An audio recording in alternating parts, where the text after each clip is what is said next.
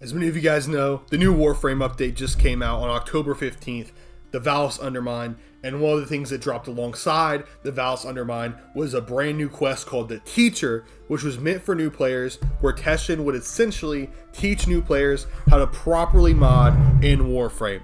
And I went and played through the quest. Obviously, I've been playing the game forever, so I know how to mod. It didn't teach me anything new. It wasn't meant for me. But I played through the Teacher quest, and let me just tell you, this quest was absolutely amazing. Now, we will get into some spoilers, but we won't yet. I'll tell you before we get into spoilers. But, you know, I mean, it's the second quest in the game, first off, so if you should probably have fucking played it already. But in case you don't want it to be spoiled for you, let me tell you about the good things about it before we even get into the story. First off, they put some new environmental features on Earth. It's the Earth tile set for most of the quests. It's only a 3-mission quest. It's a very short quest. It took me 30 minutes to complete. But they put some new environmental features on Earth. It looks absolutely gorgeous. It looks amazing. The environment is cool. And it's actually getting invaded by Corpus. And the Corpus are invading the Earth planet, which is weird because the Grineer usually have an iron grip on Earth, but not in this scenario. And I'll tell you why it makes sense a little bit later. There's lots of fun foreshadowing. This quest was meant for newer players, but it was created with the knowledge that lots of veteran players would be playing. There's lots of cool references to what happens later in the game, and a lot of little like sneaky references for new players that they will pick up on and be like, huh, what does this mean? But they won't actually know what it means until much later in the game. And they also do an amazing job at connecting some Corpus, like how the Corpus Treasurer talks, the main villain in the quest. They do a great job connecting what he says and how he talks to what you will later learn about Corpus lore and their faith in Parvos Granum. It was honestly excellently made. The script was really well done, and I really do like it. There's also an entire new environment. Teshin has his own personal like home base, and it's this whole new little area. It's super cool. I don't really think you can go there outside of this quest, but just making this whole area for this quest special was super awesome, and it's a super neat little area. It makes Teshin very likable, to be honest with you. If I would have played this quest before, you know, the rest of the Warframe, I would have had a much softer spot and have liked Teshin a lot more than I actually did when I played through some of the quests involving him. And maybe I would have cared about what happened to him a little bit more. But this quest is an excellent job of setting him up as a mentor and a teacher for the player, and someone you can kind of connect with. And even though it's just 3 missions long, they honestly do a really good job.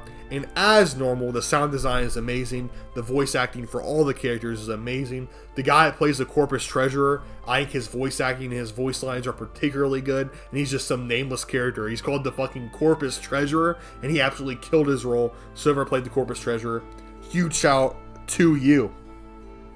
The cutscenes in this quest are honestly amazing. There's not a ton of them, but when you do get a cutscene, it looks really good. It looks very crisp.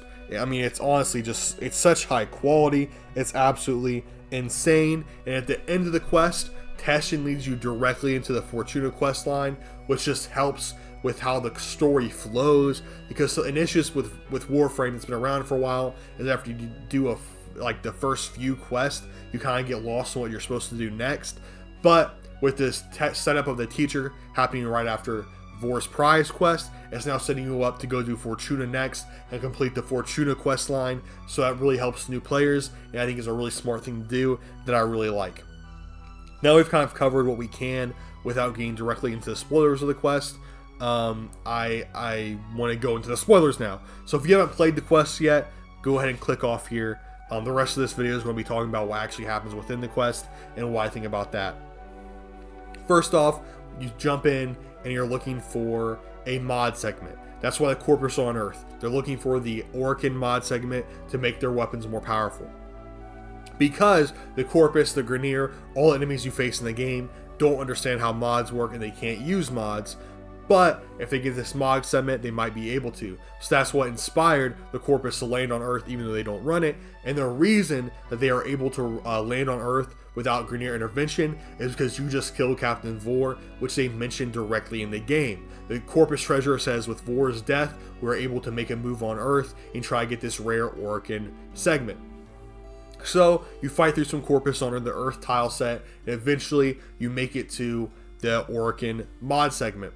and you try to get it, you activate it, and it stuns you, and you have to fight some Corpus before you get it. Then it stuns you. Then Teshin shows up after it stuns you, and then that's when Teshin takes you back to his base, and the next part of the quest starts.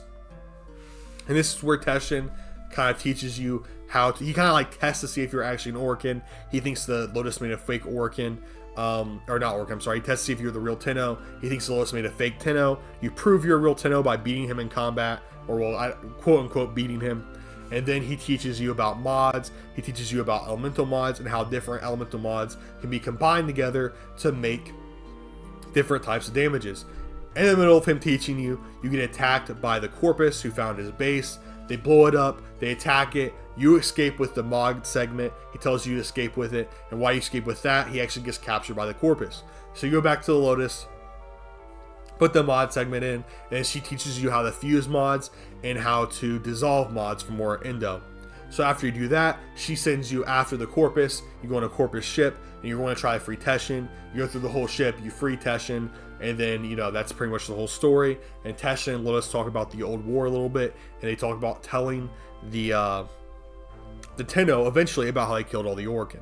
So that's pretty much the whole rundown of the quest. But also throughout the quest, they make a lot of cool like references. Like while you're training with Teshin, Teshin says, even a child could do it. Obviously it sounds like an insult, but in reality, that's a reference to how he knows what the Tenno really are. They're a bunch of children. But in the moment for a new player, it sounds like an insult. But, you know, in reality, he's just making a callback or call front forward to the Tenno being children. It's a good foreshadowing moment.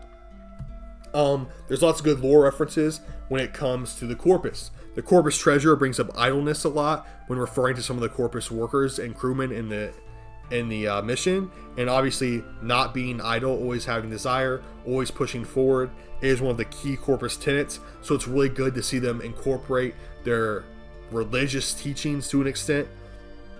We really don't get to see that a lot throughout the game, but it's cool that they're getting used to like the Corpus cult-like faith right at the beginning of the game, especially when Parvos Granum is so much further into the game's story. So it's cool to hear right off the bat, you know, the Corpus like are following these tenets and stuff like that, which I really